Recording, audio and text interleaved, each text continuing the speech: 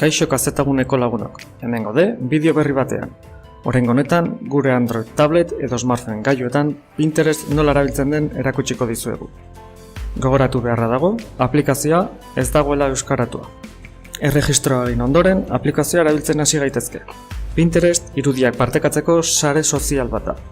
Bertan, taulak sortu eta kudeatuko ditugu. Irudiak pinak izango dira eta tauletan jarriko ditugu. Pinterest hitza ingeleseko pin, txintxeta, eta interest, nahi edo interesean oinarritua dago. Goialdean daukagun barraren bitartez, interesatzen zaiguna bilatuko dugu, adibidez, errezetak. Horrela, errezetekin zerikusia daukan edozer gauza bilatuko dugu. Honen eskuinaldean, filtro tresna daukagu. Honekin, bilatutakoaren zatitzeaz bat ikusteko aukera izango dugu, adibidez, pertsonak bakarrik edo taulak. Edozen kasutan, pertsonak edo taulak jarratu nahi badugu, segir botoia sakatuko dugu. Pertsonak jarraitu ezkero, automatikoki berak dauzkan taula guztiak ere jarraituko ditugu. Jarraitzeari utzi nahi badiogu, ordea, modu berdinean egingo dugu. Baina, kasu honetan, sakatu berreko botoia dejar de seguir izango da. Irudiak ikusten ditugun bitartean, baten bat gustuko izan ezkero, pin bezala gorde behar izango dugu, dauzkagun tauletan edo taula berri bat sortuz. Modu honetan, berriro ikusi nahi badugu, segituan topatu dezakegu.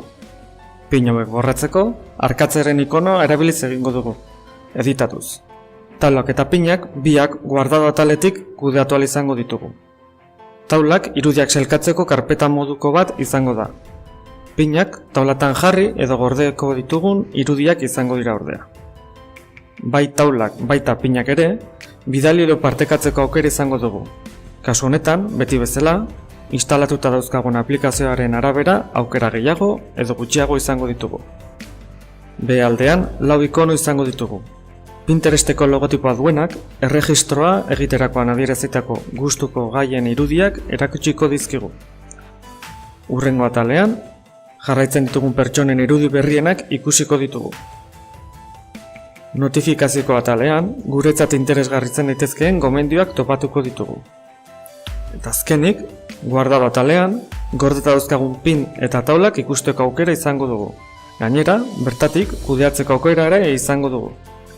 Ederki, hoxe izan da guztia, espero dugu, bideoa lagungarria izatea. Gero arte!